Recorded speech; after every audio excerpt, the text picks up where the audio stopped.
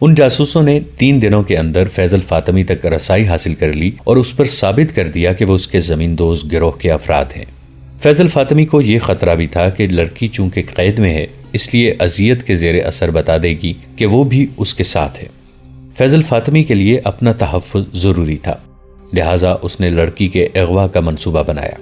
اس میں اس نے کماندار کو اپنے ساتھ رکھا، 2 آدمی علی بن سفیان کے بھیجے ہوئے اور 2 اپنے ملا کر اس کے سپرد یہ کام کیا کہ وہ لڑکی کو اٹھا لائیں گے اور کھنڈر میں پہنچا دیں گے۔ اس کھنڈر کو انہوں نے کچھ عرصے سے اپنا خفیہ اڈا بنا رکھا تھا۔ منصوبہ بن گیا تو علی بن سفیان تک پہنچ گیا۔ 5-6 دنوں میں احمد کمال اور لڑکی کو بتایا گیا کہ وہ برآمدے میں سوئیں گے اور رات کو لڑکی اغوا ہوگی جس کے خلاف وہ مزاحمت نہیں کریں گے۔ مکان کے باہر ہر وقت ایک سپاہی پہرے پر رہتا تھا۔ اس رات جو آدمی پہرے پر تھا وہ سپاہی نہیں بلکہ علی بن سفیان کے محکمے کا جاسوس تھا۔ اسے معلوم تھا کہ رات کو اس پر حملہ ہوگا اور حملہ کس طرح کا ہوگا۔ حملہ کرنے والا علی بن سفیان کا آدمی تھا۔ اگر فیضل فاطمی کا آدمی ہوتا تو وہ اسے خنجر مار کر ہلاک کر دیتا۔ اس رات فیضل فاطمی اور کماندار کھنڈر میں چلے گئے۔ مقررہ وقت پر پہرے دار پر حملہ ہوا، دیوار پھلانگی گئی۔ اس وقت احمد کمال جاگ رہا تھا۔ اس نے دیکھا کہ لڑکی کو اٹھا لیا گیا ہے لیکن وہ آنکھیں بند کر کے لیٹا رہا۔ اس نے تڑپنا اس وقت شروع کیا جب وہ رسیوں میں بند چکا تھا۔ لڑکی کو کھنڈر میں پہنچا دیا گیا۔ یہ ڈرامہ اس لیے کھیلا گیا تھا کہ فیضل فاطمی نے اغوا کا منصوبہ بنایا اور اس میں اپنے 2 آدمی شامل کر دیے تھے۔ اس پر یہ ظاہر کرنا تھا کہ یہ حقیقی اغوا ہے اور اس میں کوئی دھوکہ فریب نہیں۔ آخر دم تک شک نہ ہوا۔ اغوا کے بعد علی بن سفیان نے پہرہ دار اور احمد کمال کی رسیاں کھولیں، پیادہ سپاہی اور سوار تیار تھے۔ تھوڑے سے وقفے کے بعد وہ کھنڈر کی طرف روانہ ہو گئے اور کھنڈر کو گھیرے میں لے لیا۔ انہیں سب سے پہلے علی بن سفیان ہی کے ایک آدمی نے دیکھا جس نے فیضل فاطمی کو جا کر اطلاع دی۔ اسے باہر لا کر گھیرا دکھایا اور یہ مشورہ دیا کہ وہ اسی کمرے میں چلا جائے۔ اسے ادھر بھیج کر یہ آدمی باہر نکل گیا اور علی بن سفیان اور احمد کمال کو اندر لے گیا۔ یہ اس آدمی کی دانش مندی تھی کہ اس نے فیضل فاطمی کو اسی کمرے میں چھپے رہنے پر قائل کر لیا تھا۔ اگر وہ کھنڈر کے بھول بھلائیوں جیسے کمروں، برآمدوں، گلیوں اور تہہ خانوں میں نکل جاتا تو اسے پکڑنا آسان نہ ہوتا۔ کھنڈر بہت وسیع اور پیچیدہ تھے۔ باہر تو چاندنی تھی لیکن اندر تاریکی تھی جس میں تعقب کیا جاتا تو وہ اپنے آدمیوں کے مارے جانے کا بھی خطرہ تھا۔ بالکل آخری وقت فیضل فاطمی کو پتا چلا کہ کماندار اور 2 آدمی اس کے ساتھی نہیں بلکہ اسے دھوکے میں یہاں لائے ہیں۔ لڑکی سے یہ غلطی ہوئی کہ اس کے منہ سے کچھ ایسے الفاظ نکل گئے جس سے ظاہر ہو گیا کہ یہ بھی اس دھوکے میں شریک ہے۔ فیضل فاطمی کے 2 ساتھی اس کے پاس پہنچ گئے۔ دھوکہ بے نقاب ہو گیا اور لڑائی شروع ہو گئی۔ فیضل فاطمی نے لڑکی کے پیٹ میں نوک کی طرف سے تلوار ماری اور اس کا پیٹ چاک کر دیا۔ اس نے لڑکی کو غالباً اس لیے بھی قتل کرنا ضروری سمجھا تھا کہ وہ اس کے خلاف گواہی دینے کے لیے بھی زندہ نہ رہے۔ فیضل فاطمی اور اس کے ساتھیوں کو قید میں ڈال دیا گیا۔ علی بن سفیان نے تینوں کو الگ الگ قید میں رکھا اور تینوں کو رجب کا سر دکھا کر کہا، اپنے دوست کا انجام دیکھ لو۔ اگر تمہیں یہ توقع ہے کہ تمہیں فوراً سزا دے دی جائے گی تو یہ خیال دماغوں سے نکال دو۔ جب تک اپنے پورے گروہ کو سامنے نہیں لاؤ گے تمہیں پھر شکنجے میں باندھے رکھوں گا، جینے بھی نہیں دوں گا، مرنے بھی نہیں دوں گا۔ لڑکی کی حالت اچھی نہیں تھی۔ طبیبوں اور جراحوں نے اسے بچانے کی پوری کوشش کر ڈالی مگر کٹی ہوئی انتڑیوں کا کوئی علاج نہ ہو سکا۔ وہ پھر بھی مطمئن تھی جیسے اسے پیٹ کے مہلک زخم کی پرواہ ہی نہیں تھی۔ اس کا ایک ہی مطالبہ تھا کہ احمد کمال کو میرے پاس بیٹھا رہنے دو۔ سلطان ایوبی بھی اس کی عیادت کے لیے آئے۔ احمد کمال امیر مصر اور اپنی فوج کے سالار اعلیٰ کو دیکھ کر تعظیم کے لیے اٹھا تو لڑکی نے اسے ہاتھ سے پکڑ کر اپنے پاس بٹھا لیا۔ احمد کمال سلطان ایوبی کی موجودگی میں بیٹھ نہیں سکتا تھا۔ آخر سلطان نے اسے لڑکی کے پاس بیٹھنے کی اجازت دے دی۔ سلطان ایوبی نے لڑکی کے سر پر ہاتھ پھیرا اور شفقت سے صحت یابی کی دعا کی۔ تیسری رات احمد کمال لڑکی کے سرانے بیٹھا ہوا تھا۔ لڑکی نے انوکھے سے لہجے میں پوچھا، احمد تم نے میرے ساتھ شادی کر لی ہے نا؟ میں نے اپنا وعدہ پورا کیا۔ تم نے اپنا وعدہ پورا کر دیا ہے۔ خدا نے میرے گناہ بخش دیے ہیں۔ اس کی زبان لڑکھڑانے لگی۔ اس نے احمد کمال کا ہاتھ اپنے دونوں ہاتھوں میں مضبوطی سے پکڑ لیا مگر گرفت فوراً ڈھیلی پڑ گئی۔ احمد کمال نے کلمہ شریف پڑھا اور لڑکی کو خدا کے سپرد کر دیا۔ دوسرے دن سلطان ایوبی کے حکم کے مطابق لڑکی کو مسلمانوں کے قبرستان میں دفن کر دیا گیا۔ فیضل فاطمی نے اور اس کے ساتھیوں نے صرف 2 دن اذیتیں سہیں اور اپنے گروہ کی نشاندہی کر دی۔ ان لوگوں کو بھی پکڑا گیا۔ مراکشی وقائع نگار اسد الاسدی نے سلطان ایوبی کے وقت کے ایک کاتب کے حوالے سے لکھا ہے کہ سلطان ایوبی رحمۃ اللہ علیہ نے جب فیضل فاطمی کی سزائے موت پر دستخط کیے تو سلطان زار و قطار رونے لگے تھے۔ یہ واقعہ 1171 عیسوی کا ہے۔ قاہرہ میں ایک مسجد تھی جو اتنی بڑی نہیں تھی کہ لوگ وہاں جمعہ کی نماز پڑھتے اور اتنی چھوٹی بھی نہیں تھی کہ نمازیوں کی کمی ہوتی۔ یہ قاہرہ کے اس علاقے میں تھی جو شہر کا قریبی مسافات یا شہر کے باہر کا علاقہ تھا، جہاں درمیانے اور اس سے کم درجے کے لوگ رہتے تھے۔ مذہب کا احترام انہی لوگوں کے دلوں میں رہ گیا تھا، مگر ان کی بدنصیبی یہ تھی کہ تعلیم سے بے بہرہ تھے، جذباتی استدلال اور دلکش الفاظ سے فوراً متاثر ہوتے اور انہیں قبول کر لیتے تھے۔ صلاح الدین ایوبی نے مصر میں آ کر جو نئی فوج تیار کی، اس میں ان کنبوں کے افراد زیادہ بھرتی ہوئے تھے، جس کی 2 وجوہات تھیں۔ ایک تو یہ ذریعہ معاش تھا۔ سلطان ایوبی نے فوج کی تنخواہ میں کشش پیدا کی تھی اور متعدد سہولتیں بھی دی تھیں۔ دوسری وجہ یہ کہ لوگ جہاد کو فرض سمجھتے تھے، وہ اسلام کے نام پر جان اور مال قربان کرنے کو تیار رہتے تھے۔ اس دور میں اس جذبے کی شدید ضرورت تھی۔ سرکاری طور پر انہیں بتایا گیا کہ صلیبی دنیا عالم اسلام کا نام و نشان مٹا دینے کے لیے اپنے تمام تر ذرائع اور ہر طرح کے ہتھ کنڈے استعمال کر رہی ہے۔ 6-7 مہینوں سے یہ گمنام سی مسجد مشہور ہو گئی تھی۔ یہ شہرت نئے پیش امام کی بدولت تھی جو عشاء کی نماز کے بعد درس دیا کرتے تھے۔ پہلے پیش امام صرف 3 روز ایسی بیماری سے بیمار رہ کر مر گئے جنہیں کوئی حکیم اور سیانہ سمجھ ہی نہ سکا۔ وہ پیٹ کے درد اور آنتوں کی سوزش کی شکایت کرتے تھے اور اسی روگ سے وہ جہان فانی سے کوچ کر گئے۔ وہ عام سے ایک مولوی تھے جو صرف نماز باجماعت پڑھایا کرتے تھے۔ ان کی وفات کے اگلے ہی روز سرخ و سفید چہرے اور بھوری داڑھی والا ایک مولوی آیا جس نے امامت کے فرائض اپنے ذمے لینے کی پیشکش کی۔ لوگوں نے اسے قبول کر لیا۔ وہ کہیں جھونپڑے میں رہتا تھا۔ اس کی 2 بیویاں تھیں۔ اس نے لوگوں کو بتایا کہ وہ علم کا شیدائی اور مذہب کے سمندر میں غوطہ خور ہے۔ وہ خاطر و مدارات کا اور لوگوں سے نذرانے وصول کرنے کا قائل نہیں تھا۔ اس کی ضرورت صرف یہ تھی کہ اسے کشادہ اور اچھا مکان مل جائے جہاں وہ 2 بیویوں کے ساتھ عزت سے اور پردے میں رہ سکے۔ لوگوں نے مسجد کے قریب ہی اسے ایک مکان خالی کرا دیا جس کے کئی ایک کمرے تھے۔ لوگوں نے دیکھا کہ وہ دونوں بیویوں کے ساتھ اس مکان میں آیا۔ بیویاں سیاہ برقعوں میں مستور تھیں، ان کے ہاتھ بھی نظر نہیں آتے تھے، پاپوش تک چھپے ہوئے تھے۔ اسے لوگوں نے ضروری سامان وغیرہ دے کر آباد کر دیا۔ لوگ ایک تو اس کی ظاہری شخصیت سے متاثر ہوئے، لیکن جس جادو نے انہیں اس کا گرویدہ کیا وہ اس کی آواز کا جادو تھا۔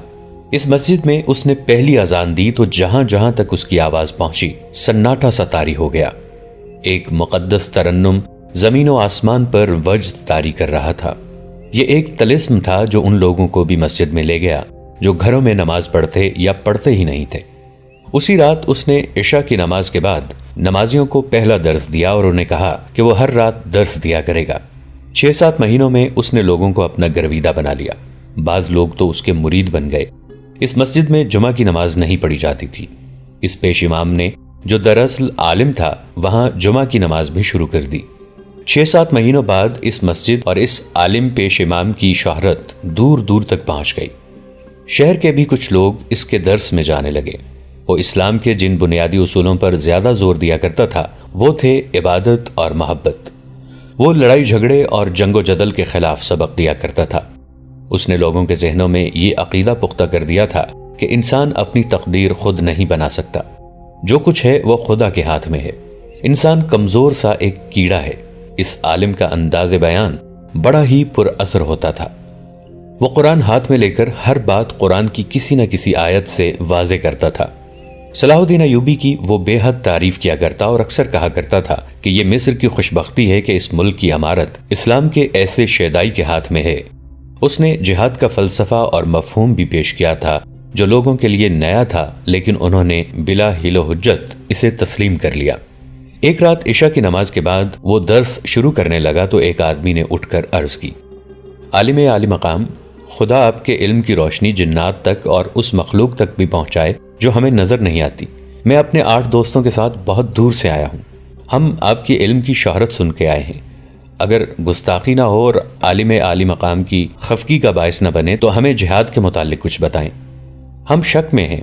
لوگوں نے بتایا ہے کہ ہمارا جہاد کا مطلب غلط بتایا جا رہا ہے۔ 7-8 آوازیں سنائی دیں۔ ہم نے یہ درس نہیں سنا تھا۔ ایک نے کہا، یہ وقت کی آواز ہے جو ہمارے کانوں میں بگاڑ کر ڈالی گئی ہے، ہم صحیح بات سننا چاہتے ہیں۔ عالم نے کہا، یہ قرآن کی آواز ہے جسے کوئی نہیں بگاڑ سکتا۔ میرا فرض ہے صحیح آواز کو 1000 بار دہراؤں تاکہ یہ ہر کان میں پہنچ جائے۔ جہاد کا مطلب یہ نہیں کہ دوسروں کی زمین پر قبضہ کرنے کے لیے ان کی گردنیں کاٹو۔ جہاد کا مطلب قتل و غارت نہیں، خون خرابہ نہیں۔ اس نے قرآن سے ایک آیت پڑھی اور اس کی تفسیر یوں بیان کی، یہ علم میرا نہیں، یہ فرمان خداوندی ہے کہ تم بدی اور گناہ کے خلاف لڑتے ہو تو اسے جہاد کہتے ہیں، جو ہم سب پر فرض کر دیا گیا ہے۔ کیا تم نے نہیں سنا کہ اسلام تلوار کے زور سے نہیں، پیار کے زور سے پھیلا ہے؟ جہاد کی شکل بعد میں آ کے بگڑی ہے، اور یہ انہوں نے بگاڑی ہے جو بادشاہی کے دل دادا ہیں۔ عیسائی بھی دوسروں کے ملکوں کو اپنی سلطنت بنانے کے لیے جنگ و جدل کو مقدس جنگ کہتے ہیں، اور مسلمان بھی اسی ارادے سے قتل و غارت کو جہاد کہتے ہیں۔ یہ صرف حکومتیں اور بادشاہتیں قائم کرنے کے ڈھنگ ہیں۔ لوگوں کو مذہب کے نام پر بھڑکا کر لڑایا جاتا ہے اور اس طرح بادشاہوں کی بنیادیں مضبوط کی جاتی ہیں۔ تو کیا امیر مصر سلطان صلاح الدین ایوبی ہمیں گمراہ کر کے لڑا رہا ہے؟ اس آدمی نے پوچھا جس نے جہاد کا صحیح مطلب سمجھنا چاہا تھا۔ نہیں، عالم نے جواب دیا، صلاح الدین ایوبی پر اللہ کی رحمت ہو، اسے بڑوں نے جو بتایا ہے وہ سچے مسلمان کی حیثیت سے پوری نیک نیتی سے اس پر عمل کر رہا ہے۔ اس کے دل میں عیسائیوں کی نفرت ڈال دی گئی ہے، اس کے مطابق عمل کر رہا ہے۔ ذرا غور کرو کہ عیسائی اور مسلمان میں کیا فرق ہے؟ دونوں کا نبی مشترک ہے، آگے آ کر ذرا اختلاف پیدا ہو گیا ہے۔ حضرت عیسیٰ محبت اور امن کا پیغام لائے تھے، ہمارے رسول صلی اللہ علیہ وآلہ وسلم بھی محبت کا پیغام دے گئے ہیں۔ پھر تلوار اور زرہ بختر کہاں سے آ گئی؟ یہ ان لوگوں کی لائی ہوئی چیزیں ہیں جو خدا کی اتنی پیاری زمین پر، جس پر صرف اسی کی ذات باری کی حکمرانی ہے، وہ اپنی حکومت قائم کرتے اور خدا کے بندوں کو اپنا غلام بناتے ہیں۔ میں امیر مصر کے دربار میں حاضری دوں گا اور اس کی خدمت اقدس میں جہاد کا صحیح نقطہ نظر واضح کروں گا۔ امیر مصر صلاح الدین ایوبی نے صحیح جہاد شروع کر رکھا ہے جو جہالت اور بے علمی کے خلاف ہے۔ اس نے خطبے سے خلیفہ کا نام نکال کے بہت بڑا جہاد کیا ہے۔ اس نے مدرسے کھول کر بھی جہاد کیا ہے، لیکن مدرسوں میں یہ خرابی ہے کہ جہاں مذہب اور معاشرت کی تعلیم دی جاتی ہے وہاں عسکری تربیت بھی دی جاتی ہے۔